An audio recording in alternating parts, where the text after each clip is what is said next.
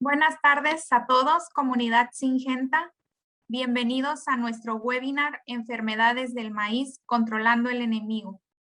Mi nombre es Jessica Soriano, del Departamento de Desarrollo de Producto de Semillas de Maíz para el Norte de México.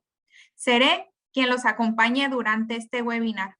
En esta ocasión, contamos con la participación de un experto en enfermedades del maíz.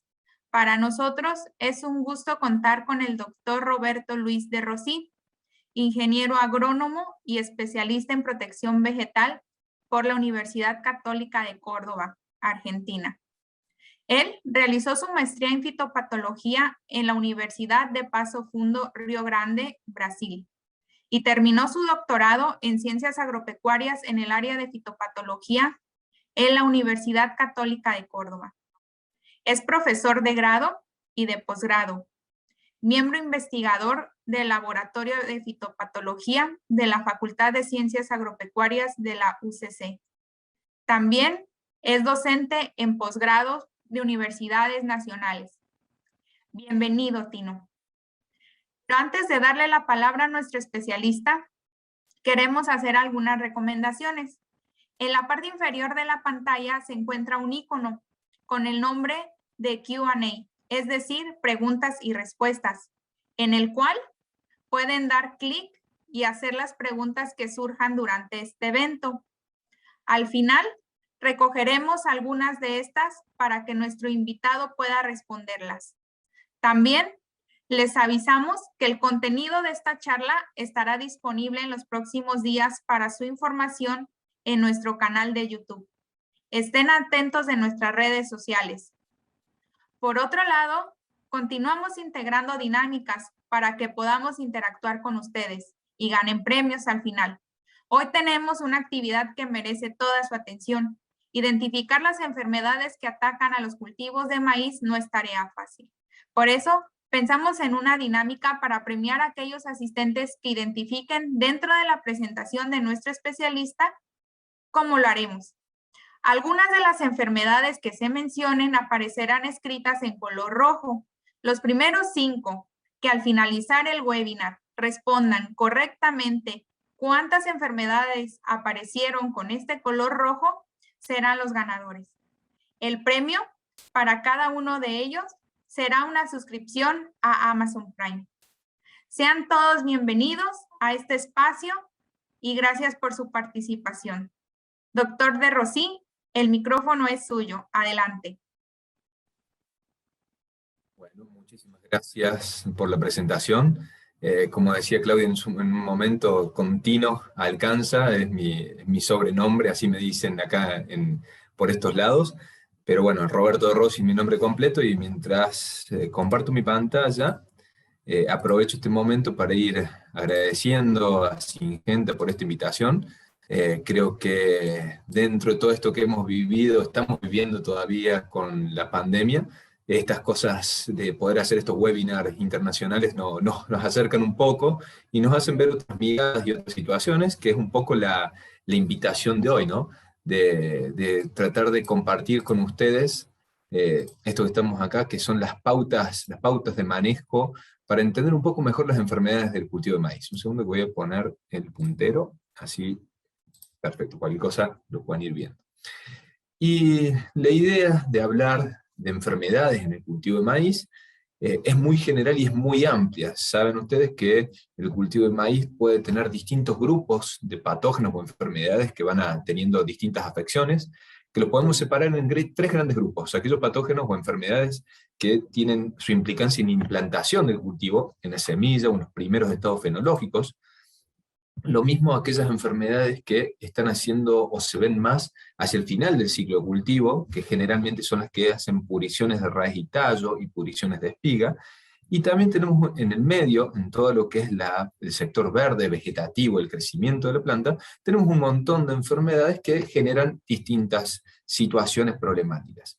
Si las separamos por grupos, podemos ver que el nombre y la cantidad de enfermedades que hay realmente es muy grande, y acá solamente porque estamos viendo en verde clarito enfermedades causadas por hongos, en negro por bacterias, pero también tenemos enfermedades que son causadas por virus, por molicutes, ¿sí? Por otro tipo de organismos, que si recuerdan, ya las vimos en el webinar anterior. Así que toda esta parte que está acá abajo no vamos a tocarlo hoy, y vamos a tratar de hacer un poco de hincapié en algunas de las enfermedades de mayor importancia internacional de todo el ciclo de cultivo de maíz, tanto generadas por hongos como generadas por bacterias. ¿Sí?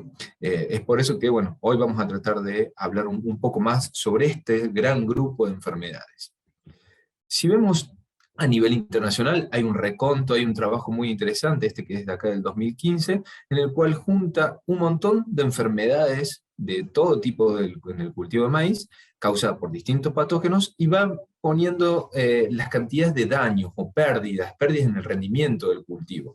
Y si vemos esto, hay muchos hongos, ¿sí? O muchas enfermedades como el tizón, causado por Cetofaeria, cercóspora, que es la mancha gris, las dos rosas más comunes, Puccinia polisora, Puccinia sorgi, el carbón de la panoja y el carbón de la espiga o el carbón común, todas las fusariosis que hacen las pudriciones de espiga, siempre se nombran en muchísimos países con una gran distribución y generando daños en muchos niveles, tanto en niveles productivos un poco más bajos o más altos, pero que van complicando, ¿sí?, esta situación.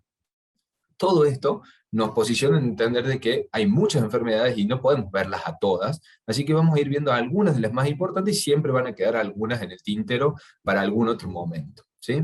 Entonces vamos a empezar a nombrar algunos patógenos y principalmente en este caso vamos a empezar con lo que son los patógenos que están más asociados a la semilla. Estos patógenos que están acá, obviamente esta no es una semilla que nosotros vamos a sembrar, normalmente toda la semilla que está en los cultivos o que vamos a sembrar nosotros en nuestros cultivos, en nuestros terrenos, se vienen con un Roberto, tratamiento. y no, perdón, Sí. tú estás avanzando en la presentación, es que no se ve que avance. Ah, sí, sí. ¿En cuál quedó? A ver, Estamos viendo voy a pautas de salir. manejo de enfermedades en maíz. No, sí, ya avancé varias. Vuelvo. Ok, Debe dale. haber algún problema. Bien, está bueno que estén atentos y me estén compartiendo. Vuelvo. Listo, ya estamos viendo la imagen. Bien, entonces, esto lo vieron. Me siguieron acá con las enfermedades. Vamos a retomar. Con Sí, estas mejor enfermedades a retomemos. nivel, estas a nivel internacional. Y llegamos a las patógenos asociados a semilla. ¿Hasta ahí llegaron bien? Adelante, sí, sí, continúa allí. Perfecto, bárbaro. Bien, entonces, como les decía, hay diferentes patógenos que están asociados a semillas, como podemos estar viendo acá, algunos como Penicillium, distintas estenocarpelas, Aspergillus, que en definitiva pueden llegar a ser importantes, como Fusarium verticiloide, otro tipo de Fusarium, Fusarium graminearum, pero como para poder encerrarlas y no tratar de entrar en cada una de ellas, porque son realmente muchas, me parece que una de las formas en las que las podemos pensar son aquellos patógenos que están asociados a la semilla, que vienen en la semilla, que están con la semilla, que conviven con ella, como puede ser Fusarium verticiloide, Fusarium graminearum, Aspergillus, Penicillium, estenocarpela, que genera este micelio blanquecino, que ahora lo vamos a ver, que son realmente los patógenos más importantes y que más se repiten en todas las muestras de semilla a nivel internacional. Después puede haber algunos otros que siempre están, como Alternaria, Rhizopus, Nigropora, Cladosporium, que son de importancia menor, no son tan importantes. Ahora, cuando pensamos en qué hacen en la semilla, nos podemos separar como aquellos que deterioran la calidad de semilla. Aspergillus, Penicillium, Fusarium, estenocarpela son patógenos que realmente hacen un deterioro de la calidad de la semilla. Hay otros patógenos que acompañan la semilla o están en el suelo y que se repiten y que pueden estar, dependiendo del tipo de suelo, como Pythium, como Fusarium, como Rhizoctonia, y hay un gran grupo de nematodes y bacterias que normalmente no los tenemos en cuenta, pero que pueden interaccionar en ese momento en que estamos colocando una semilla en nuestros suelos. Por otro lado, también tenemos aquellos patógenos que se asocian a la semilla, pero principalmente para diseminarse a otros sectores, que no son tan importantes deteriorando la semilla, no son importantes en el suelo, pero sí utilizan la semilla para llegar a lugares donde antes no habían estado. como puede ser el tizón, los distintos tizones, por Xeroilum bipolaris. Cercospora, diplodia y bacteriosis todavía no se conoce bien cuál es su relación, pero está las hipótesis pensadas principalmente en la importancia en cómo se disemina hacia otras regiones.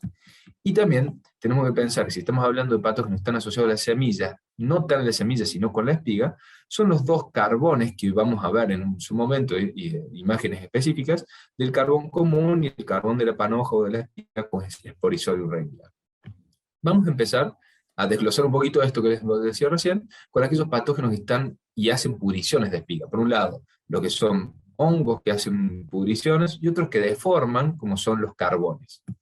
El primero que vamos a ver es la pudrición blanca de la base de la espiga. Fíjense que esta es una característica, justamente porque los conidios, la estructura, la semilla de estos hongos llegan a la base de la espiga que acumula más agua y es el momento que va a usar para penetrar e infectar y va pudriendo desde la base de la espiga hacia arriba, y lo causan dos tipos de estenocarpelas, que antes se las conocía como diplodia, y que se les sigue nombrando como la enfermedad de diplodia en la espiga, y se caracterizan por ese micelio blanco, que cuando rompen una espiga que está tomada por este patógeno, tiene esta estructura blanquecina, el grano se torna de un color bastante más oscuro, y empezamos a ver, si nos acercamos un poquito más, puntos, que son los pignidios, son unas estructuras cerradas que tiene este patógeno, que le permite perpetuarse y le permite diseminarse, y que caracteriza a este tipo de patógenos con una pudrición blanca de la espiga.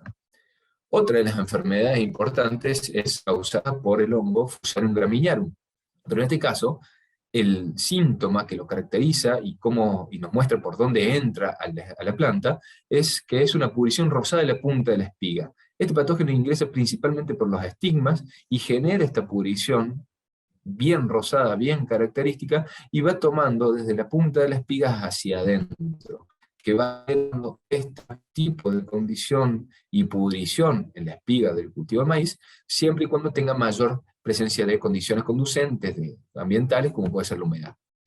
También hay otro patógeno que es distinto, es Mun fusarium, que es Fusarium verticilioides, que es endófito del cultivo de maíz, es decir, que crece y se mantiene y permanece con el cultivo, con la gran diferencia que genera también una sintomatología parecida con un micelio rosado, pero que lo hace en distintas partes del hongo, porque puede venir desde adentro, o también puede ingresar por fuera, por los estigmas, pero puede venir directamente desde la base de la raíz del tallo, subiendo y pasándose la espiga. Cuando vemos una espiga con sintomatología por Fusarium, podemos ver el grano con esta forma así como estrellada, que le va haciendo un cambio de color, o inclusive producción de micelio un poco más rosado, más claro, más clarito, que también nos caracteriza por fuera, genera la morfología de este patógeno. Esos que son patogénicos, y podemos encontrarlo con algunos hongos que son más preocupantes a la hora del almacenamiento en el cultivo, como puede ser Aspergillus o Penicillium. En este caso estamos viendo Aspergillus, que va tomando el cultivo, y esto es fundamental en aquellos lotes, en aquellos campos, en los cuales para cosecharlos dejamos al último. Y es una de las situaciones que pasa a nivel internacional con respecto al cultivo de maíz, con otros cultivos, de hacer un cultivo en el cual puede permanecer erecto y más tiempo en el campo sin que se abran, por ejemplo, si comparamos con una soya o con algún otro cultivo en que se abren las vainas, en este caso no, en el caso del maíz nos permite cosecharlo al final, y cosecharlo al final con respecto a otros cultivos, y eso nos hace que pueda permanecer más tiempo en el campo, y el permanecer más tiempo en el campo deja entrada a este tipo de hongos que aprovecha estos momentos para empezar a ser perjudicial. Cuando vemos granos, podemos ver granos que pierden mucha calidad y peso con estenocarpela o con diplodia, así también lo podemos ver con Fusarium, y lo podemos comparar con cómo queda realmente mucho más chato, más vano y más liviano que un grano que estaba sano. Cuando se hacen los procesos de selección antes de entregar los materiales, normalmente estos patógenos quedan y nos quedamos en el campo, y estos se van a la producción porque estos son más livianos, y son fuente de inóculo para años siguientes. E inclusive, no es un tema para charlarlo hoy, pero sí hay que tener mucho cuidado porque todos estos patógenos que afectan al grano son productores de micotoxinas. Acuérdense que las micotoxinas son toxinas producidas por hongos, y que cuando hay mayor cantidad de estos hongos, tenemos mayores posibilidades de que se generen estas toxinas que pueden causar daños tanto a animales monogástricos o no, pueden ser bovinos, puede ser a cualquier animal que nosotros le estemos dando de comer, pueden ser porcinos, pueden ser avícolas, o inclusive si el maíz es utilizado para consumo directo humano, hay que tener cuidado por las toxinas que puede llegar a generar.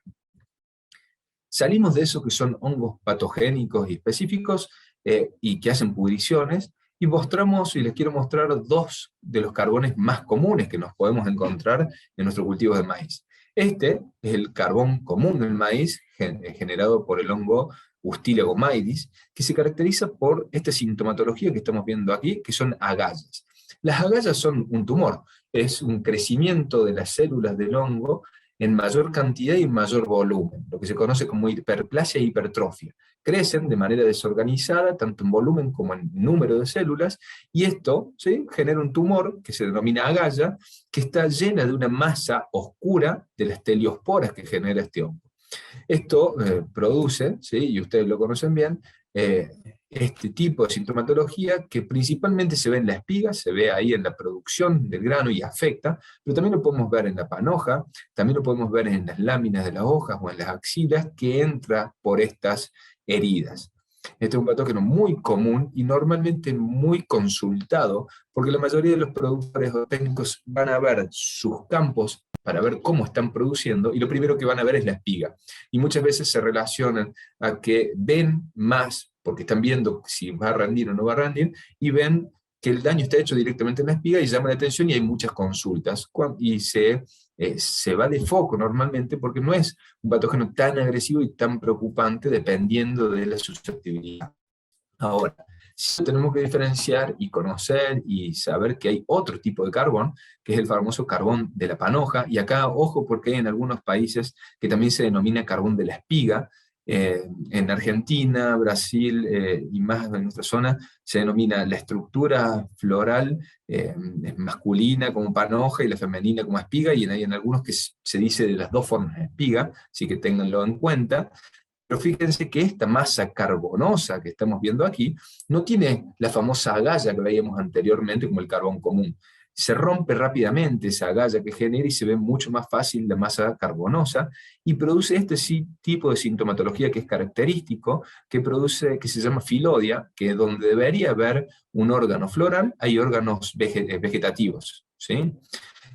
Por otro lado, produce deformaciones, un achaparramiento, la planta queda más enana, y este carbón es un carbón sistémico que entra en los primeros estados radiculares, cuando se emerge la radícula o el hipocótilo de la semilla, y se hace sistémico, y la planta que está enferma, planta que no produce, y lo podemos ver bien en esta imagen, porque este patógeno viene desde adentro y consume todo lo que debería ser productivo, ¿sí? El carbón de la panoja por esporisorium, que lo vemos, si no lo cortamos al medio, está en la misma foto, lo vemos así como una masa carbonosa.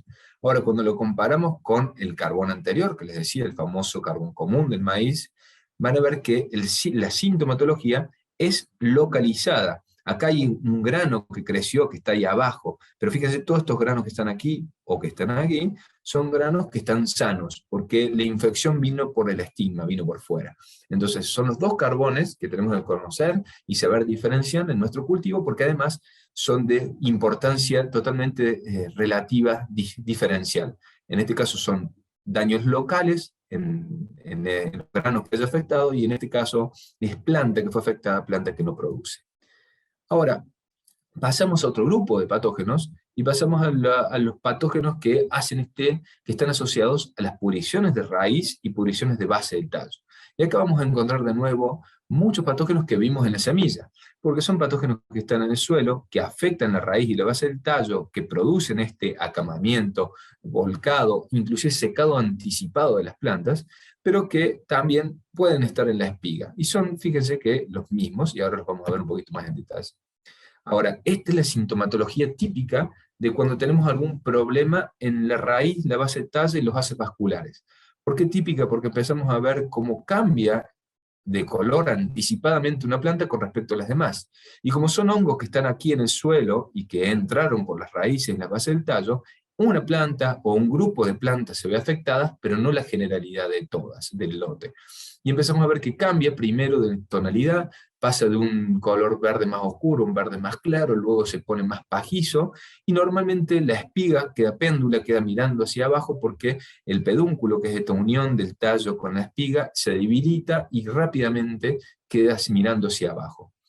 Pero para que estos hongos generen esta sintomatología, tiene que haber una conjunción de condiciones. Tiene que haber un ambiente que sea un poco más estresante, normalmente baja radiación o días muy nublados, y todos estos patógenos que están en el suelo aprovechan que el cultivo se debilita en las bases del tallo, en la raíz, por removilización.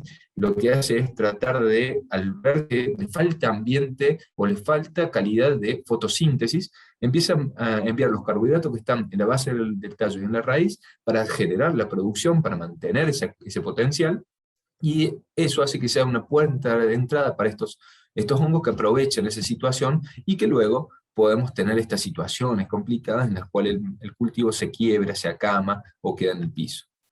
¿Quiénes causan esta situación?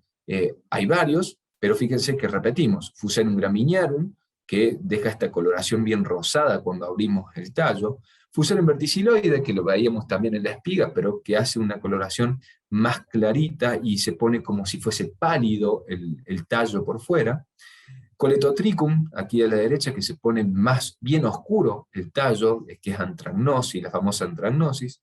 Y cuando tenemos situaciones de estrés hídrico térmico, puede aparecer también macrofomina, que es otro patógeno, pero que necesita otro tipo de condiciones. Un estrés más asociado a secas, y estos son estreses más asociados a periodos de encharcamiento, de humedad, o condiciones de ambiente predisponente, pero principalmente más húmedo. Pasamos ahora, ¿sí?, a patógenos, principalmente foliares. Y vamos a ver que ahora empezamos con un reconto de varias enfermedades que nos pueden llamar la atención en todo lo que son las hojas del cultivo de maíz. Y con el primero que vamos a comenzar es con el famoso tizón foliar común del maíz, en algunos lados conocido como el mitosporosis, más hacia el hemisferio norte se conoce como el tizón norteño, causado por Xeroinum tursicum, que antes se llamaba el mitosporio. El síntoma típico son estas manchas que terminan en punta, que hacia los costados de estas lesiones se ve como que las células empiezan a cambiar de color por las toxinas que tiene este hongo, ¿sí?, que genera una necrosis muy rápida y generalizada, por eso se llama tizón. Acuérdense que el síntoma tizón, ¿sí?, significa esto: hay muchas hojas que terminan muriendo y necrosándose rápidamente. Y esta es una foto característica de este patógeno, que es considerado a nivel internacional uno de los patógenos de mayor preponderancia y mayor dispersión, y que está en muchas regiones del mundo como siempre uno de los patógenos a controlar, a manejar del cultivo de maíz. Empieza, y tiene su evolución, en una lesión bien chiquita de unos milímetros por unos milímetros, que cambia la coloración verdosa, y a los 7 días ya va tornando esta coloración, ya esta forma típica, y entre los 10, 12 días empieza a ponerse gris, que eso es porque tiene las condiciones para que genere mayor cantidad de conidios, que son las estructuras que van a generar nuevas manchas, y así se multiplica.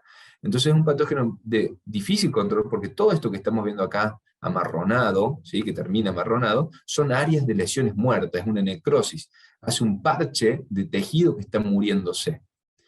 Y es muy parecido lo que causa a otro patógeno que, sin lugar a dudas, tiene una preponderancia también a nivel internacional muy alta, que es la cercosporiosis, o que se la conoce como mancha gris o mancha rectangular, causada por Cercospora maíz. Y ustedes están viendo aquí el síntoma que genera, justamente hace relación al síntoma. Es una mancha gris que tiene ese formato rectangular. Así, cuando la vemos, es fácil de determinarla y verla porque tiene un patrón muy conocido. Lo importante es que no lleguemos a ver este tipo de sintomatología en nuestros lotes, que es común en híbridos o en materiales susceptibles, porque es un patógeno, como igual que veíamos el tizón, muy necrotrófico, es decir, que avanza y mata tejido. Pero lo importante es tratar de buscarlo en estos síntomas iniciales, que acá se nos pueden confundir con un montón de otros patógenos. Ya cuando va creciendo, va tornándose bien con este formato más rectangular, se nota que va pasando a colores más grisáceos, y eso que está así gris le da la posibilidad de generar mayor cantidad de lesiones con nuevos conidios que se generaron sobre esa lesión. Ahora, como les decía anteriormente, hay otro tizón, que es el tizón por bipolaris, o el mitosporiosis maidis, que es bipolaris maidis. No los quiero marear con los nombres, sino que vean que es difícil también el diagnóstico a campo, porque generan síntomas muy parecidos, que son estas manchitas muy parecidas a las que veíamos al inicio de Cercospora, pero que mantienen este formato más alargado y con esta coloración anaranjadita y amarilla hacia su alrededor. Cuando avanza bipolaris, se puede confundir con cercóspora, con algunas bacteriosis que vamos a ver ahora, pero es un patógeno que también está muy diseminado. La otra mancha que se ve y que ha ganado mucha preponderancia también, es la mancha por diplodia. Acuérdense que les decía anteriormente que ahora se llama estenocarpela macrospora, pero se sigue llamando como mancha diplodia en muchos países, que voy a mostrarles esta foto que es mejor. Se ve como desde un punto donde inicia tiene como halos de crecimiento y tiene hacia los costados estas famosas liñitas que genera esta sintomatología típica de estenocarpela macrospora, que afecta también la espiga, afecta también la base del tallo y la raíz, y que genera este tipo de síntoma de mancha foliar. Y hasta ahora hemos hablado de distintas manchas que causan enfermedad en el tejido en las hojas. El tizón común por Xeroilum, la cercosporiosis, y en este caso ahora la diplodia y el bipolaris. Salimos de estas manchas y nos corremos a otra que también es una mancha, pero que tiene un formato típico, la mancha blanca, ¿sí? O mancha de Feoferia, que está causada por un sinergismo entre un hongo, que es Feoferia maidis, y una bacteria, Panthoiana natis, que tiene esta característica de generar una manchita más de tipo redondeada, blanquecina, y eso ya nos diferencia de las otras sintomatologías. Lo importante no es ver estas manchas cuando están solas o aisladas, sino que empiezan a generar estos parches que estamos viendo aquí, se van uniendo las lesiones, y esto hace que toda esa área foliar, todo ese sector de la hoja, termine muriendo rápidamente. Lo mejor sería poder encontrarla a nivel de campo cuando genera esta sintomatología, que es donde está entrando la enfermedad, y podemos ver cómo va pasando de semana a semana y generando este tipo de síntomas, pero realmente encontrar esto en el campo es mucho más dificultoso. Lo tenemos que separar de un síntoma como el que estamos viendo aquí, que fíjense que son también lesiones redondeadas, pero normalmente están muy solitarias, muy sueltas. Esto es lo que se denomina lunar blanco, que entre uno de los causantes que puede generarlo es la mancha de Olcus o una pseudomonas, una bacteria que puede generar un síntoma parecido a lo que estamos viendo aquí y que no se debe confundir. Salimos de todo lo que son hongos que generan manchas, son esos necrotróficos. Todos los que generan manchas y son necrotróficos tienen la capacidad de sobrevivir en el rastrojo, de permanecer mucho más en el tiempo, y nos pasamos a patógenos, que son biotróficos foliares. Biotróficos significa que van a permanecer más tiempo aprovechando las células del hospedante. Y en este caso, la primera que vamos a hablar es la roya común del maíz, causada por el hongo también, Puccinia sorgi. Esta sintomatología es la más común de conocer a nivel de campo. Fíjense que esto ya no es una mancha, sino que la epidermis de la hoja empieza a romperse, y desde donde está rota la epidermis salen hacia afuera, ¿sí? Todas unas estructuras bien redondeadas de color canela, naranja, amarronado, que son las uredosporas, son las esporas que tiene este patógeno para dispersarse y eliminarse. Por eso cuando las vemos y están bien activas, a las esporas de roya, le podemos pasar el dedo y es como que nos quedamos sucios y queda como si fuese un polvo de ladrillo, ¿sí? De una cancha de tenis, que te va ensuciando, y esto nos está mostrando que este hongo está activo. Cuando ya llega a su fase final, estas mismas lesiones pasan a tener un color negro, que son las estructuras de dormancia, son las teliosporas, que ya acá está preparándose el patógeno para permanecer en el tiempo durante el tiempo que no tenga el cultivo. Y esto lo hace normalmente a final de ciclo, cuando se está terminando el ciclo de cultivo del maíz, o cuando tuvo algún estrés. Obviamente que tenemos que lograr no llegar a tener a niveles de campo una severidad de roya de este tipo, como estamos viendo aquí en la imagen.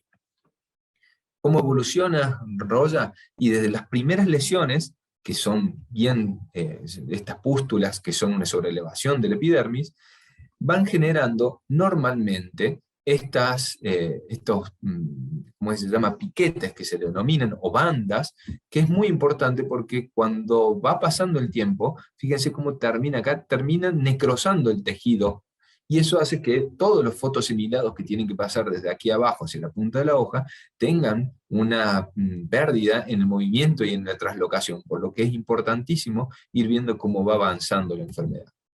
La otra roya biotrófica de gran preocupación a nivel internacional es la Puccinia polisora. La Puccinia polisora es este patógeno que estamos viendo aquí, que tiene el formato muy parecido a la roya común, nada más que son lesiones, son pústulas más pequeñas y todas más juntas, como podemos ver aquí. ¿Sí? En la misma área, comparando con roya común, tenemos muchísimas más lesiones eruptivas que van rompiendo la epidermis, y otra cosa que lo caracteriza es que genera esta sintomatología también en las vainas del cultivo, ¿sí? Entonces ya acá podemos comparar a las dos royas de mayor importancia a nivel internacional. Hay otros patógenos, como este que estamos viendo aquí, que son de menor importancia, que tenemos que conocerlo, que solamente les voy a nombrar algunos, pero que llaman la atención porque todos los años y en todas las campañas y en todos los campos pueden llegar a encontrarse, como este que es la mancha ocular, o generada por Cabatiela, que tiene esta sintomatología típica de una lesión que parece un ojo. Tiene como una clorosis, ¿sí? Un cambio de color alrededor, ¿sí? Y un formato bien típico, ¿sí? de ojo, por eso mancha ocular, que es un símil del ojo. Después está también la mancha marrón, que es causada por un pseudongo que se denomina fisoderma, que genera esta sintomatología bien redondeada en la nervadura central, también en las vainas o en la hoja, que no se considera una enfermedad de gran importancia, pero que se ve normalmente. Fuera de ese grupo, de todos hongos que causan enfermedades foliares, también hay un gran grupo de bacteriosis foliares que normalmente no se le da tanta importancia porque son difíciles de manejar. No tenemos tantas herramientas como podemos tener con los hongos que causan enfermedades foliares. Y en este caso les muestro algunas que tienen distinto tipo de formato. Estas pueden ser más rayas que se van uniendo y que forman unos tizones. Acá son líneas bien finitas. Acá tenemos más tizones acuosos, que se les llaman, porque van matando las células, pero alrededor quedan bien acuosos. O en otros lados se denominan ya más rayadas o estrías, ¿sí? Gruesas, que generan esta sintomatología característica de algunas bacteriosis. Les muestro algunas cosas puntuales. Las bacterias tienen esta estructura que vemos aquí, que cuando damos vuelta de la hoja, nos ayuda a determinar. En las bacteriosis foliares del maíz, esta estructura se denomina zoglea. ¿Sí? Perdón, en todas las bacterias se denomina zoglea. Es una forma en la que tiene la bacteria, que es un exudado, que sale por los estomas y empieza a generar mayor producción de bacterias, y ahí lleva todo lo que son los contenidos celulares de las células que está consumiendo, y le permite dispersarse, y le permite llegar a otras plantas. Esta estructura, que es como una escama de un hongo, o como si ustedes agarraran alguna cola o plasticola, boligoma, algún pegamento, como usan en los niños en la escuela, y se lo ponen en la mano y vieron que al tiempito empieza a levantarse como escamitas. Bueno, esto mismo es lo que sucede en el cultivo de maíz, y eso le ayuda a dispersarse. Y eso también nos ayuda a saber que estamos frente a una bacteria y no a un hongo. Lo importante es saber que, aquí quedó muy abajo, es muy difícil de individualizar los síntomas que causan las distintas bacterias. Lo normal es que son infecciones mixtas, siempre hay distintas bacterias. Y las bacterias trabajan con lo que se denomina un quorum sensum, que es, las bacterias van viendo qué cantidad de población tienen, y cuando ellas sensan que hay una cantidad mayor a otras con las que están compitiendo, pasan a ser patogénicas. Si dejan de ser endófitas, dejan de estar sobre el tejido sin hacerle nada, y pasan a ser enfermedad. Y eso lo hacen cuando sensan que tienen una cantidad suficiente, y generan síntomas. Pero cuando se hacen aislamientos, cuando tratamos de ver cuál es la que está acá, normalmente salen 2 o 3 bacterias, como pueden ser pseudomonas, xanthomonas, alguna pantoea, ácido bórax o inclusive burkholderia. Les muestro algunos síntomas. Este es Pseudomonas basícola, el estriado fino de la bacteriosis que hacen esta coloración amarillenta, que cuando lo vemos en el cultivo puede llegar a tomar desde la base del cultivo hasta arriba, con muchas lesiones, y que si la ponemos en la lupa, vemos, como les decía anteriormente, estas estructuras denominadas zoogleas. Ahora, hay otras que no son tan agresivas, como Acidoborax avena, que generan unas líneas mucho más alargadas y más acuosas, que terminan generando estos tizones acuosos que nos pueden llegar a hacer confundir con alguno de los hongos foliares necrotróficos.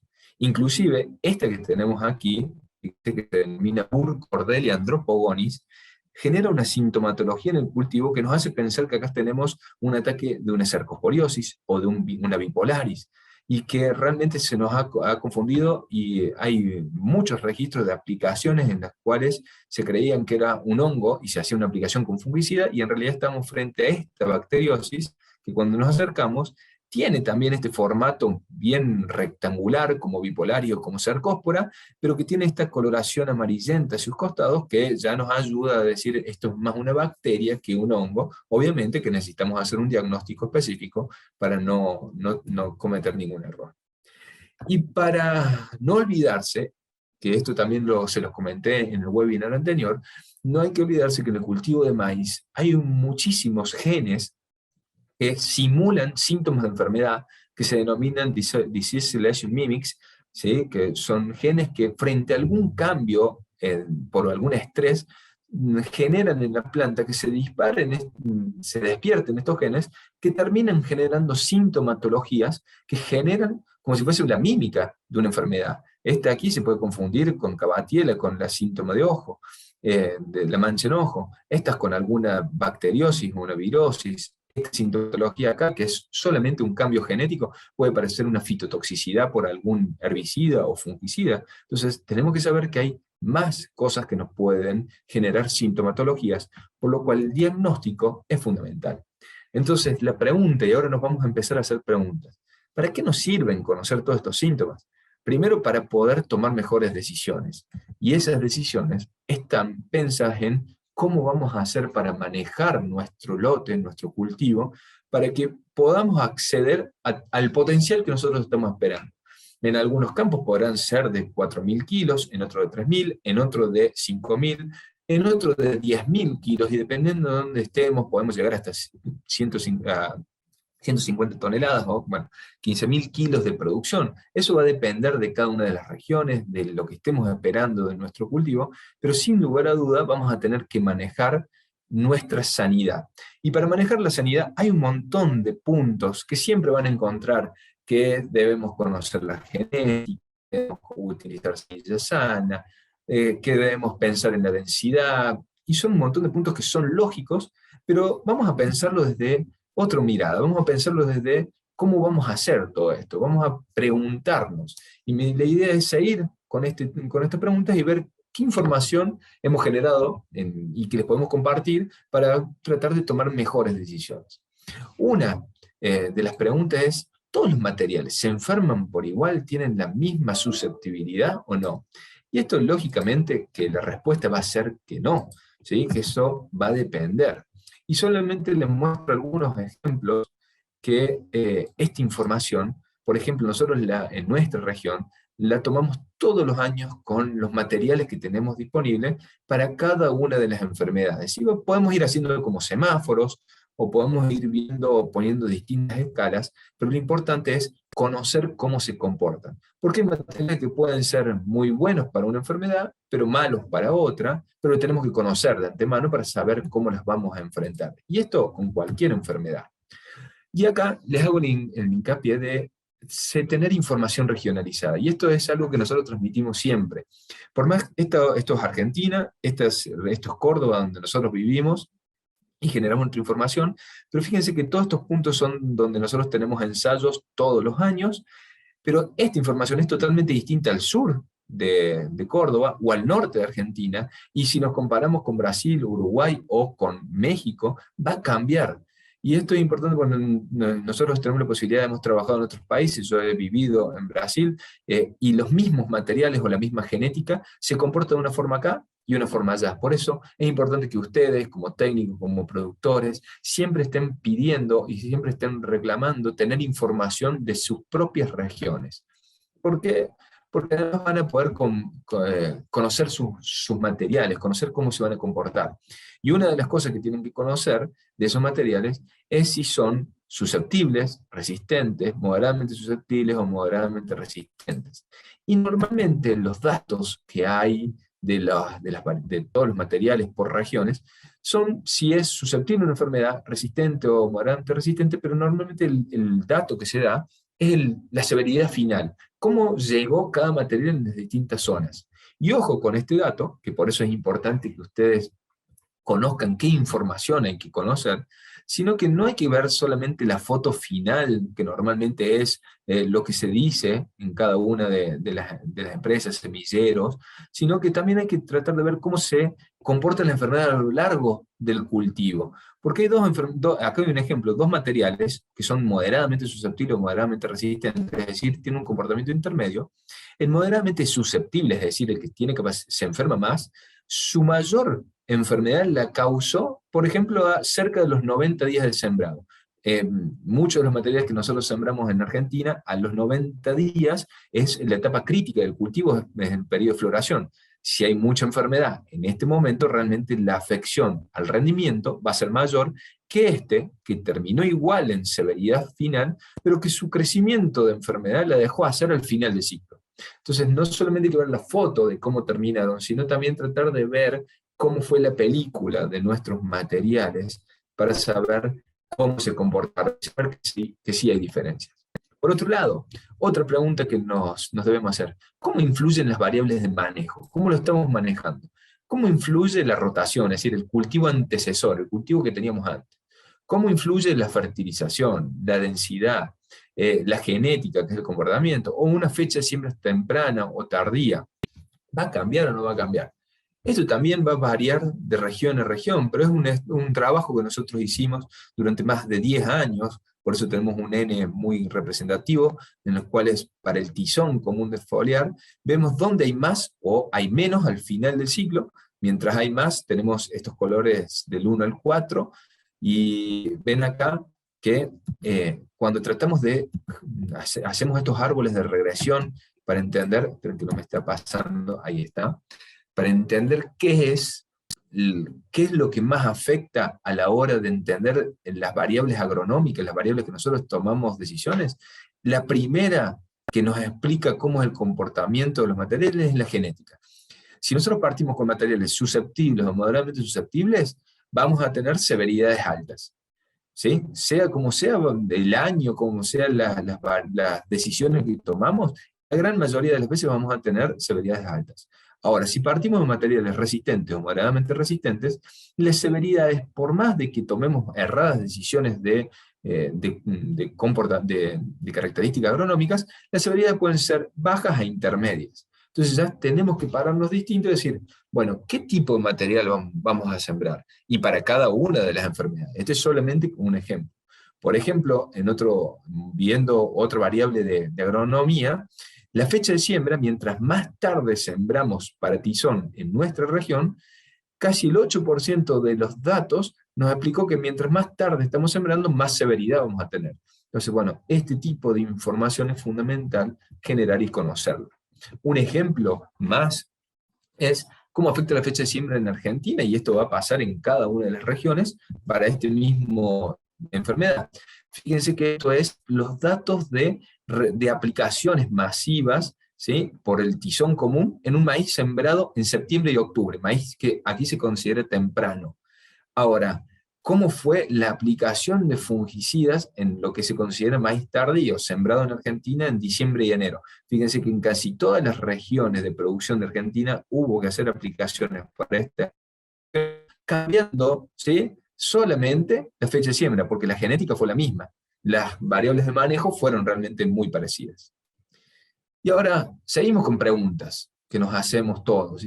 ¿Por qué vemos síntomas diferentes? ¿En qué influyen? Una misma enfermedad puede tener distintos síntomas, y sí, puede tener distintos síntomas. Y esto acá volvemos a hacer una comparación con el famoso tizón, porque hay híbridos susceptibles que tienen este síntoma característico como veíamos al inicio. Pero hay híbridos o variedades o materiales que tienen otro tipo de síntoma que tiene la misma forma, pero en este caso una mancha blanca hacia los costados, o aquí una mancha amarillenta que tiene el mismo formato, la misma forma que termina en punta, pero solamente amarilla. ¿Y por qué es importante saber que esto puede pasar? No solamente con esta enfermedad, sino con todas, que puede haber distintos síntomas y ser la misma enfermedad, porque, por ejemplo, con tizón, en un híbrido que teníamos el síntoma que veíamos típico, va a terminar matando muchas áreas foliares. O en una variedad, en un material que tenía la síntoma que veíamos, estas manchas blancas, va a avanzar, pero no va a dejar avanzarlo tanto, por lo que es un material que podemos verlo de manera distinta, tomar decisiones distintas. Y en aquellos materiales que heredaron algún tipo de genes de resistencia específica, como son estos aquí que tienen esta sintomatología, realmente las lesiones van a ser muy acotadas, muy poquitas, y seguramente no vamos a tener que preocuparnos a la hora de tomar decisiones. ¿Para qué ayuda esto? ¿Sí? Y, por ejemplo, nosotros hicimos un trabajo con unos semilleros aquí en Argentina, en los cuales los ayudamos a hacer un avance genético. ¿Y eso qué es? Ellos habían partido en el año 2005 con materiales que tenían este tipo de comportamiento.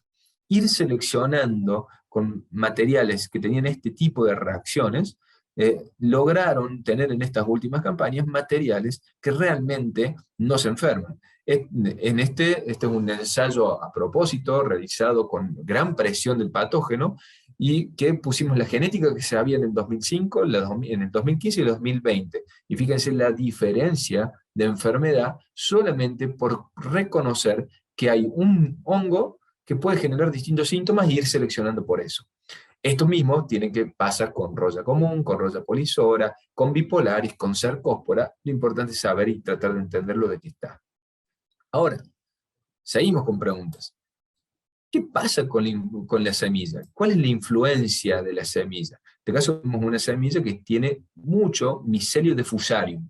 ¿Sí? Hay Fusarium verticiloide, Fusarium graminearum, que lógicamente a nuestro campo normalmente llegan siempre con un tratamiento, ¿sí?, de semilla, por lo cual no lo vemos tan importante. Ahora, ¿cómo se hace la semilla de maíz? Si estamos trabajando con híbridos, que la gran mayoría de los lugares son híbridos o son variedades seleccionadas, se hacen normalmente en lugares que tengan irrigación, tengan riego, con baja o poca nula rotación, porque hay que cosechar esos materiales, ¿sí? Se cosechan las espigas, se seleccionan, se acondicionan, ¿sí? Se clasifican, y normalmente lo que se les pide a esa semilla es que tengan buen poder germinativo y vigor, que nazcan rápido y nazcan bien. Pero muy pocas veces se le pide conocer qué cantidad de patógenos tiene, o qué fungicida utilizamos para esa semilla. Y acá hay que pensar que el cultivo de maíz, comparando con otros cultivos, cada planta tiene un valor muy alto, porque hay genética y porque la característica productiva o social con la que se vive del maíz es realmente muy importante. Ahora nos preguntemos, ¿cómo viene esa semilla de maíz?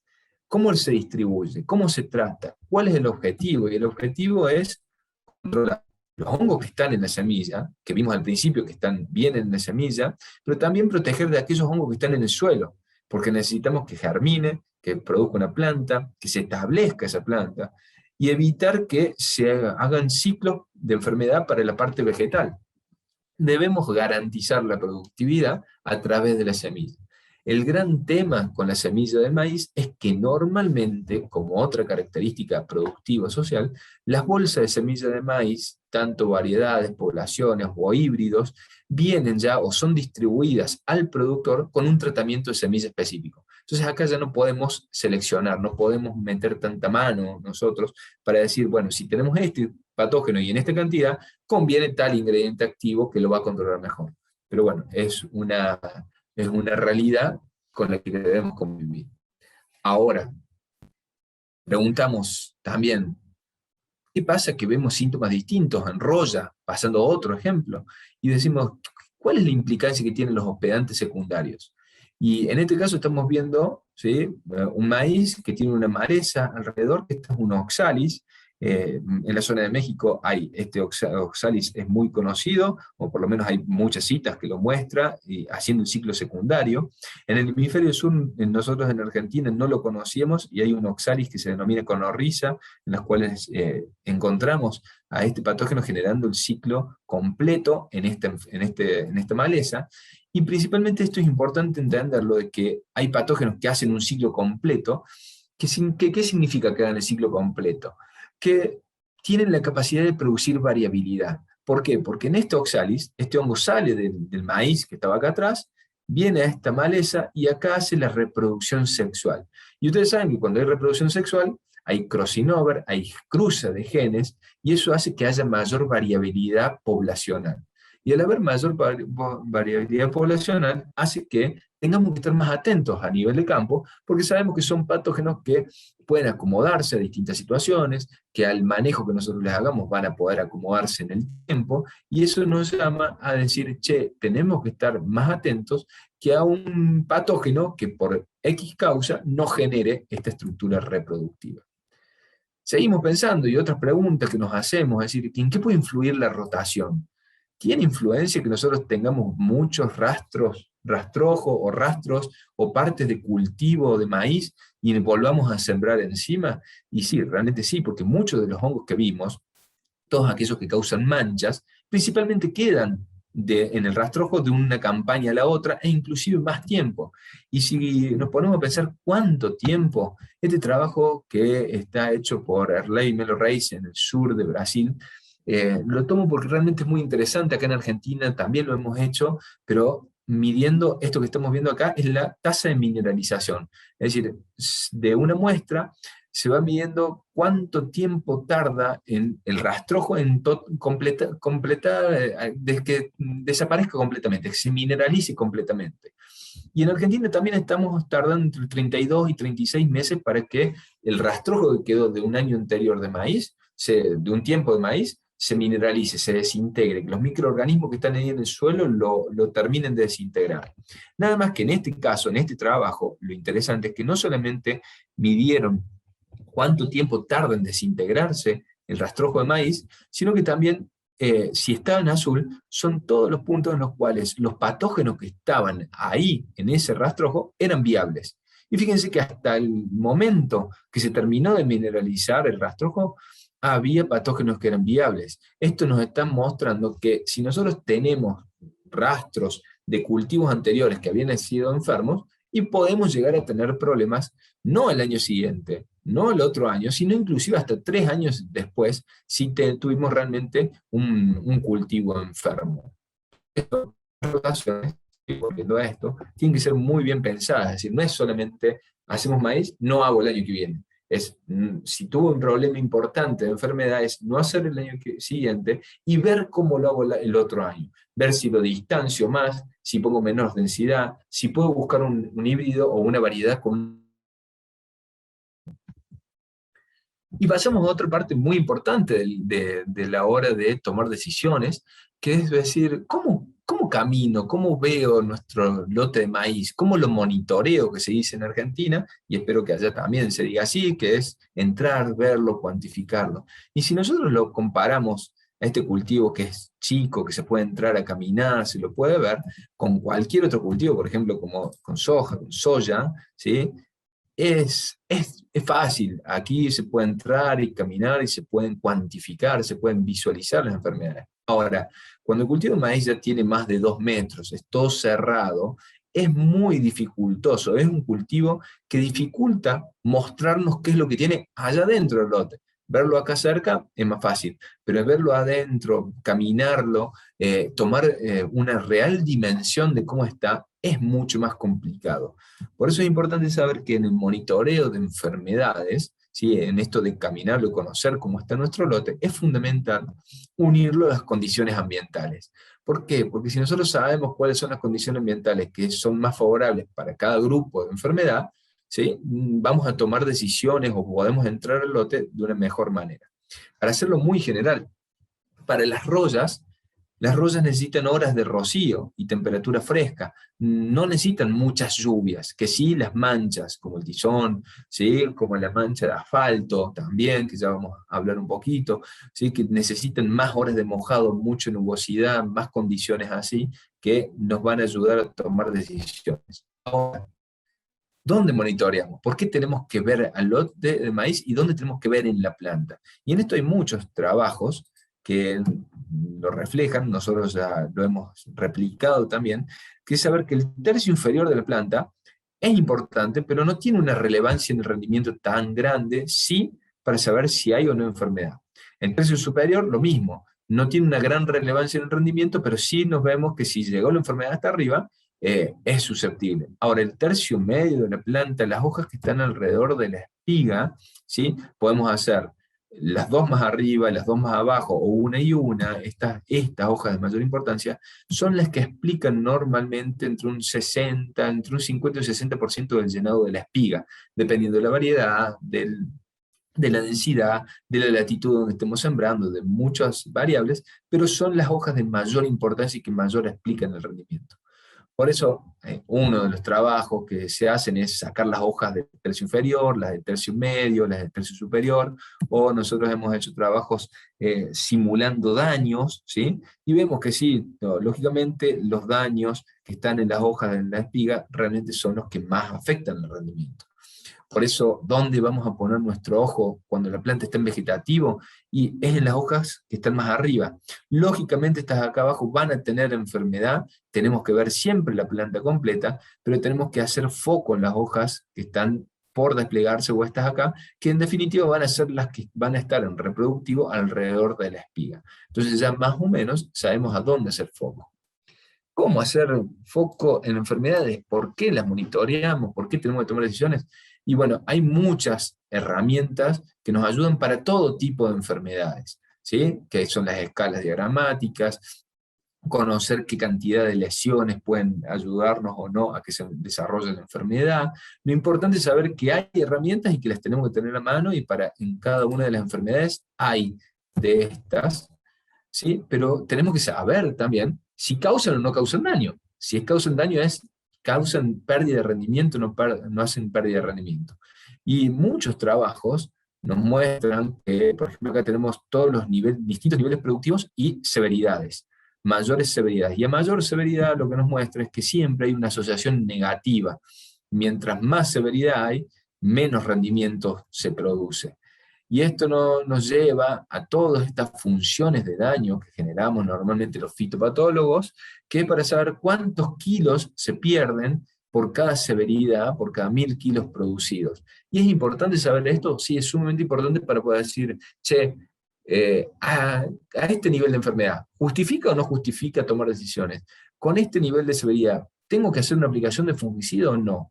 ¿Cuánto se pierde por esta enfermedad? Y este es un trabajo fundamental para entender a cada uno de los patógenos. Y con esto también podemos diferenciar a materiales que tengan distintos comportamientos.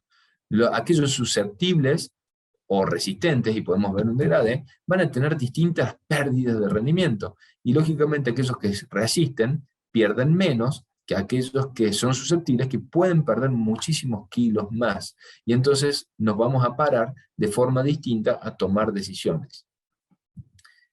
Ahora, si tenemos que tomar una decisión de aplicar un fungicida para el control de estas enfermedades, para el manejo de estas enfermedades, ¿qué es lo que tenemos que lograr? Y lógicamente, y lo deben haber escuchado muchas veces, es que tenemos que no permitir que las curvas de avance de la enfermedad lleguen a las hojas de mayor importancia en el periodo más importante del cultivo. Por lo que debemos hacer con un fungicida es tratar de bajar estas curvas para permitir que el cultivo exprese el rendimiento ese que nosotros queremos hacer. Ahora, ¿cuándo tomamos esa decisión? Y hay distintos criterios para aplicar un fungicida. Hay algunos que están basados en el hospedante, o en el estado fenológico, es decir, aplicar cuando tiene 4 hojas, cuando tiene 8 hojas.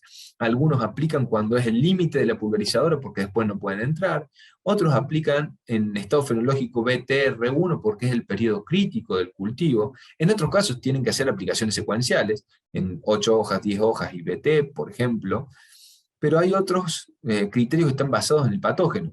Cuando inicia la enfermedad, cuando llega un umbral económico, o si queremos ser más preventivos, curativos, erradicantes. Ahora, fuera de que están todos estos criterios, me parece que lo más importante es siempre plantear un criterio, y ese criterio tiene que ser lo más fuerte posible.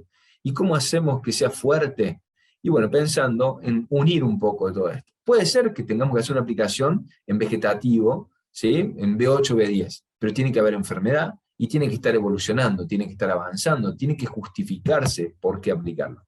Puede ser que lo tengamos que aplicar en BTR1, porque siempre se dice que las respuestas en rendimiento en este periodo que es crítico para el cultivo son buenas. Pero bueno, fuerza de que esté en BT, tiene que haber enfermedad de nuevo y que esté avanzando. Fíjense que en esta foto, este cultivo está por entrar a tener la parte reproductiva, pero está muy sano. Entonces estaríamos tomando una mala decisión de aplicar solamente por estado vegetativo. Ahora, también están, que a mi entender es una forma de tomar una decisión muy técnica, muy basada no solamente en decisión biológica, sino también económica, es tener en cuenta la información de umbrales de daño económico. El umbral de daño económico es qué intensidad de enfermedad justifica el costo que sale aplicarlo. Entonces acá, en esta fórmula que dentro de todo es sencilla, metemos el concepto de cuánta enfermedad tenemos, cuánto nos sale hacer un control químico, cuánto sale el maíz que nosotros vamos a vender, y por supuesto hay algunos datos que son un poco más específicos, pero que hay que conocerlos, qué eficiencia podemos llegar a tener. Entonces con esos datos que yo les mostraba antes de los daños, y viendo qué producción podemos llegar a tener, y sabiendo qué costo de control, podemos decir, bueno, con tanta severidad, por ejemplo un 1% o un 0,8%, ya justifica aplicar el fungicida. ¿Y qué es esto? No es más ni menos que, para hacerlo en una imagen, ponemos en esta fórmula distintos niveles de producción, los niveles de daño económico, umbrales de daño económico, y decimos, bueno, cuando tengo en promedio una mancha por hoja, 3 manchas en 3 hojas, no puedo permitir esto, no puedo pasar de esta severidad, porque ya estoy perdiendo kilos, ya estoy perdiendo rendimiento. Entonces tengo que tomar la decisión. Fuera del estado fenológico que esté, no puedo permitir más que esta severidad, porque ya sé que estoy perdiendo daño, perdiendo rendimiento. O lógicamente, cuando ya empezamos a pensar que tenés que aplicar un fungicida, la siguiente pregunta es, ¿pero qué fungicida aplicamos? Y en estos casos es fundamental tener distintos tipos de ensayos o estudios. Nosotros tenemos tanto a campo como a laboratorio, acá les estoy mostrando uno, en los cuales ponemos los fungicidas antes de que llegue el patógeno, después, y cuando vemos los síntomas. Este es un ejemplo, por ejemplo, para roya común, en los cuales utilizamos distintas carboxamidas, estruirulinas, mezclas de triazol, estruirulinas, carboxamidas, y las ponemos de manera curativa, erradicante y preventiva. ¿Qué es preventiva? Lo aplicamos al fungicida antes de ponerle el hongo que nosotros queremos estudiar. ¿Qué es curativo? Primero ponemos el hongo y a los 2 días aplicamos el fungicida. ¿Y qué es erradicante? Ponemos el hongo que queremos estudiar en la planta, y cuando vemos los síntomas, que normalmente pasan 7, 10 días, recién ahí ponemos el fungicida. Y obviamente que dependiendo de la mezcla de ingredientes activos, hay ingredientes activos, por ejemplo, miren estas carboxamidas, son 2 carboxamidas distintas. Esta anda muy bien de cualquier forma que la apliquemos. Esta no. Tiene una variabilidad altísima si la ponemos de manera curativa, concentra mejor de manera preventiva y muy amplia también erradicativa. Lo mismo pasa con algunos triazoles. Por ejemplo, este triazol, tenemos que ponerlo en curativo. Ya de las otras formas, la variabilidad que encontramos es muy alta. Entonces, empezamos a entender cómo es la dinámica de un solo ingrediente activo, de mezcla de ingredientes activos y diferencia entre ellos. Y a campo lo vemos así. Vemos una situación en la cual vemos muchas lesiones aquí abajo de tizón, inclusive vemos lesiones aquí arriba y decimos, che, acá hubo un problema. Cuando lo comparamos con la parcela testigo, donde dejamos que el hongo crezca, vemos que la sanidad realmente era muy importante, y en este caso deberíamos haber aplicado 2 o 3 veces, inclusive, para lograr tener una parcela con esta sanidad. Y también va a depender del patógeno. En este caso estamos hablando de tizón, que es un patógeno necrotrófico, foliar, que tiene muchas toxinas, y que un porcentaje de control de un 60 o 70% es muy buen tratamiento. ¿Por qué? Porque es muy difícil de controlar. Ahora, si lo comparamos con la cercóspora, es un patógeno que normalmente se controla muy bien. Con una sola aplicación, llegando a tiempo, se controla entre un 90 y un 95%. Lo mismo que roya común. Roya común, si lo controlamos a tiempo, de manera temprana, logramos eficiencias realmente muy altas, que no se logran con tizón común.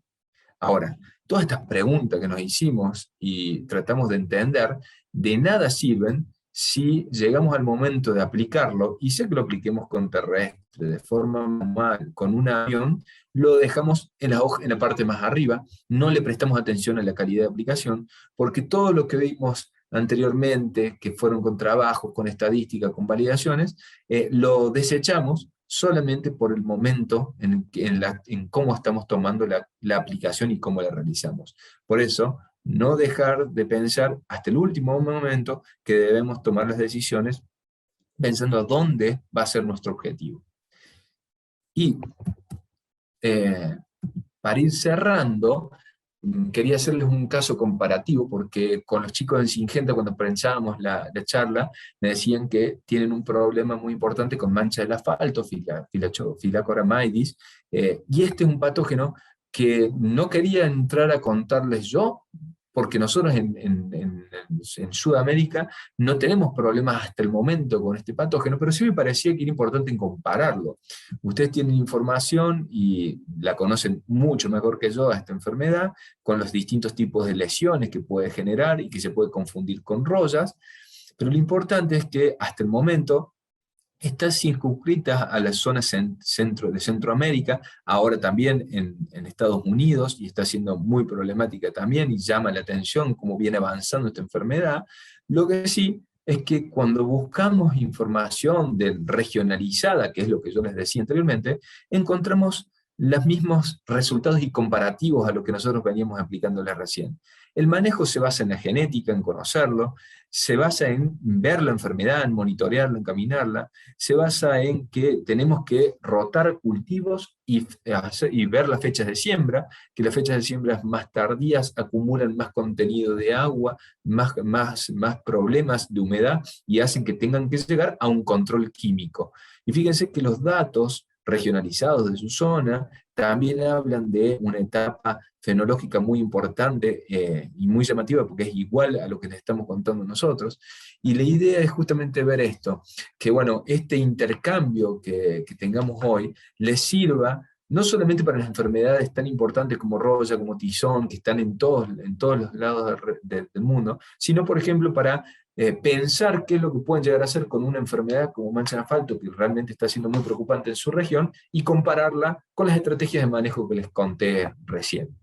Y es así que, para finalizar, cuando pensamos en sanidad de maíz, me parece que todo este conocimiento, todas estas técnicas o estrategias que les traté de transmitir de cómo manejar, de cómo conocer la biología, la epidemiología, es decir, cómo avanza una enfermedad, obviamente a través de un conocimiento interdisciplinario no se puede conocer todo de todo, pero sí estar cerca de la gente Syngenta que les dé una mano, cerca de algún especialista, cerca del que sabe de fungicidas, nos va a permitir a todos pensar en un sistema productivo mucho más sustentable, mucho más eficiente en el tiempo. Desde ya, muchas gracias por la atención. Yo me voy a quedar ahora disponible para responderle todas las preguntas y el debate que querramos abrir. Muchas gracias de nuevo, Syngenta, y muchas gracias a todos ustedes por estar aquí compartiendo.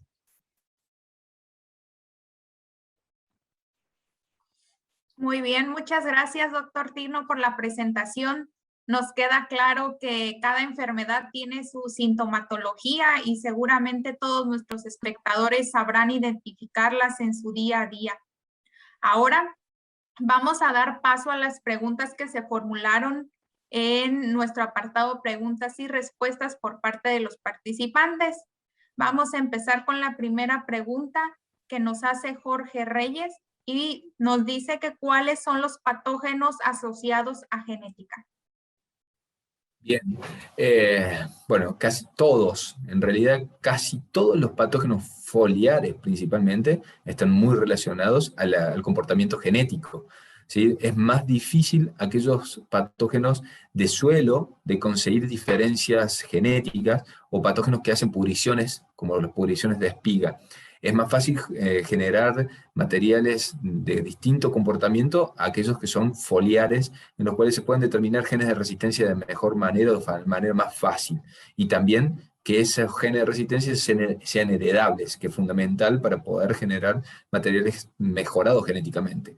Ahora, en todos los materiales, de alguna forma u otra, para todas las enfermedades, hay comportamiento diferencial. Lo que pasa es que hay que empezar a seleccionarlo, y es un trabajo fino y a largo plazo. Muy bien, muchas gracias, doctor, por su respuesta. Les recuerdo que esta presentación va a estar disponible en nuestra plataforma de YouTube, ya que estoy recibiendo por ahí en el apartado de preguntas y respuestas acerca de la presentación. Va a estar disponible en algunos días vía YouTube. Pasamos con la siguiente pregunta, que es de Luis Carrillo. ¿Qué factores ambientales aumentan la presencia de carbón de la espiga? Y la otra, ¿los tratamientos de semilla ayudan a minimizar el carbón de la espiga? A ver, los factores ambientales con respecto al carbón de la espiga es un tema que es muy controversial. Hay trabajos que muestran cómo, por ejemplo, el estrés hídrico favorece la presencia de carbón, pero hay también trabajos que muestran que condiciones de alta humedad también favorecen la presencia del carbón. Lo que pasa es que si se ponen a fijar en todos los trabajos que hay sobre el carbón de la espiga, a ver, perdón, quiero a ver si me pueden detallar a cuál le llaman el carbón de la espiga. Yo estoy hablando de Ustilago maidis, el carbón común de la espiga, porque a veces que el nombre de la espiga confunde, pero estoy hablando en este caso del carbón común de la espiga, Ustilago maidis, que es distinto al carbón de la panoja o Sporicolium. En ese caso, como les decía, todas las evaluaciones que se hacen, es tan difícil de generar por inoculaciones o por las condiciones ambientales, que lo que se busca es ver en macro espacios y en distintas regiones, en distintas situaciones, cómo es el comportamiento de los distintos materiales. Y en esos comportamientos normalmente lo que muestra en la tendencia es que si hay algún factor estresante, principalmente de seca y mucho viento, que eso hace que se dispersen las teliosporas y lleguen a los estigmas antes que el polen, predispone a que veamos más carbón de la espiga. Por eso normalmente el carbón de la espiga, el carbón común, lo encontramos más cerca de las cabeceras, más en el inicio de los lotes, pero cuando vamos entrando hacia adentro del lote, disminuye la presencia. Y la otra parte era, ¿qué me habías dicho? Tratamiento de semilla. El tratamiento de semilla no está relacionado al carbón en la espiga, porque acuérdense que este ingresa con los estigmas verdes, cuando está liberando las barbas, que se les llama, acá en Argentina se dice que parece una muñeca, porque salen todos los pelos hacia afuera, todos los estigmas, ahí es donde llegan las esporas y hacen infección. Entonces la semilla quedó allá atrás. El tratamiento con semilla para ese tipo de carbón no tiene influencia. Gracias. Aquí nada más como una aclaración o como un paréntesis. En México, lo que usted está nombrando como espiga en lo largo de su presentación es la mazorca. Mazorca, exactamente. Y la espiga para nosotros es la parte masculina, ¿no? Bien, tendría que, eso lo tenemos que ver aclarado. Sí, nada más como aclaración. Pasamos a la siguiente. La siguiente pregunta es de Máximo Jiménez de Perú. Él nos pregunta, ¿cuál es la frecuencia de evaluación óptima para evitar una reducción del rendimiento en clima del tipo desértico subtropical? Dice que gracias por su contribución al agro y por su respuesta. Muchísimas gracias. La idea es tratar de compartir, le agradezco, trato desde lo que conocemos, tratar de de compartirles. Puede haber diferencias, y esa es una. A ver, ¿cuál es la evaluación, la frecuencia, me dijiste, de evaluación? Y la frecuencia va a variar muchísimo. Nosotros siempre hablamos de que no más de 7 o 10 días, no por la condición climática, sino porque la gran mayoría de los patógenos tiene ciclos de 7, 10 o 14 días. Entonces, para no llevarnos sorpresas, si vamos cada 14, 21 días, normalmente vamos a ver lo que ya pasó. Entonces, para tratar de ir acompañando la evolución de los patógenos, hay que hacerlo alrededor de entre 7 y 10 días como una regla general, fuera del cultivo o la condición climática en la que estemos. Muy bien, muchas gracias. Voy a pasar a la siguiente pregunta.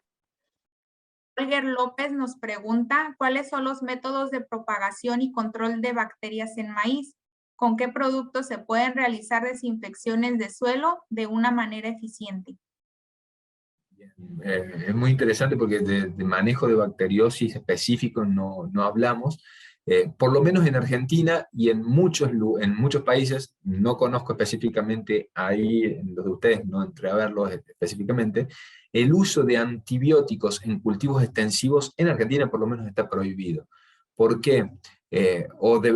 Son permitidos en casos excepcionales en algunos tipos de cultivos intensivos o en algunas producciones específicas como frutales, en los cuales tiene que ir un antibiótico unido con algún ingrediente activo de multiespectro, como puede ser algún clorotronil, mancozeb u óxido de cobre, porque todas las bacterias que afectan los cultivos son del mismo género que afectan a los humanos. Y sabemos que las bacterias tienen distintos tipos, distintas formas de hacer recombinaciones y de poder generar resistencia rápidamente. Entonces, el manejo de las bacteriosis foliares principalmente viene dado desde la genética, desde materiales que tengan mejor comportamiento, y no tomar decisiones en el momento. En el momento se podrían hacer aplicaciones con algún óxido de cobre, con alguna o algún símil, pero obviamente las eficiencias de control son bajas. Entonces, lo que debe surgir principalmente es trabajar con el mejoramiento, con la selección de materiales de mejor comportamiento. De acuerdo. Muchas gracias. Vamos a dar paso a la última pregunta. Agradecemos a todos por enviarnos todas sus dudas. La pregunta es si la mancha de asfalto está formada únicamente por el patógeno Phylacora maidis o está formada por otros hongos, por otros patógenos. Bien, bueno, eso, como les decía anteriormente, sí, hay otros patógenos que están, normalmente es el que en mayor proporción está y es el que hace realmente la mayor cantidad de daños. Hay otros patógenos asociados a ese complejo, que es la mancha de asfalto o tar spot, si lo buscan en inglés. Es realmente una situación que está llamando la atención y que realmente a nosotros nos está dando mucha información, pero de una forma preventiva, porque hasta ahora ¿cómo se llama? No lo tenemos aquí. Pero sí, es una enfermedad complicada de diferentes agentes causales y que en mayor preocupación es Phylacora maidis, pero hay otros también. Muy bien. Y acá me llegó una, justo abrí con una con drones, que me pareció interesante. Okay. Recién acabo de abrir, no sabía que estaba en el chat. Mira, solamente porque hemos tenido experiencia, me parece que está linda para responderla. Tenemos experiencia con aplicaciones con drones, en aplicaciones tanto en BT, R1, R2, R3, es decir, cuando el cultivo ya está terminalizando.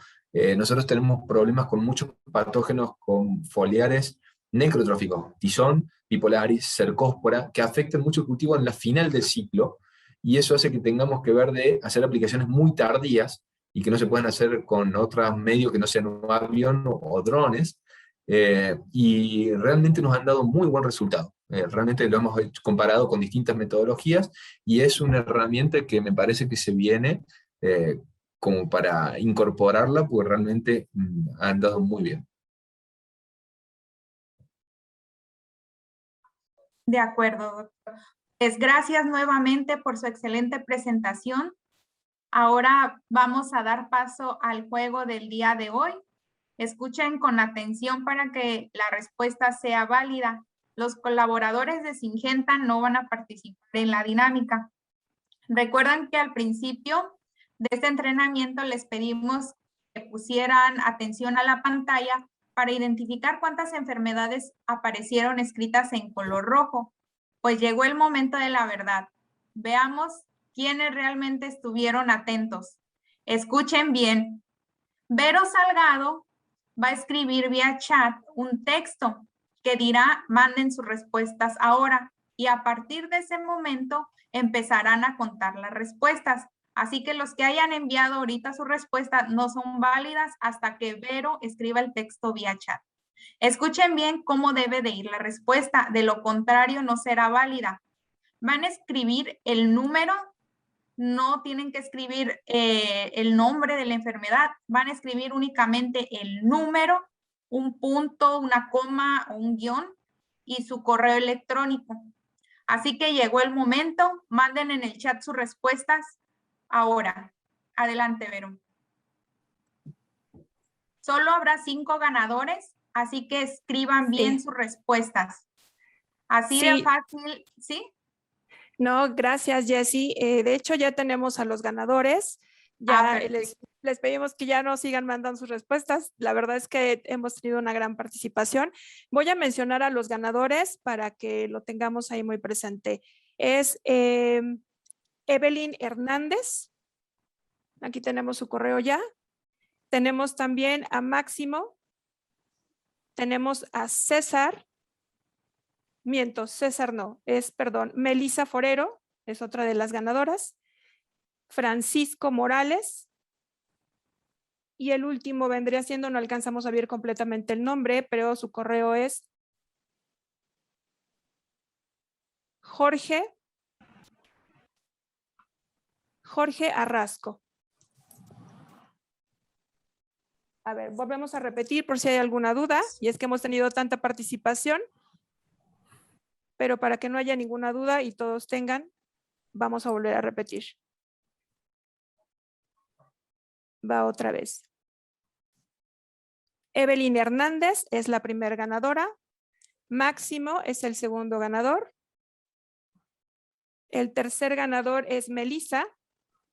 El cuarto ganador es Francisco Morales. Y el quinto ganador es Jorge Arrasco. La respuesta correcta eran 5. 5 enfermedades fueron las que aparecieron escritas en color rojo. De acuerdo, muchas gracias. De 5, así que espero que hayan llegado a eso. Así es. Sí, bueno, pues muchas gracias a todos y felicitaciones a los ganadores. Hemos llegado al final de nuestro webinar.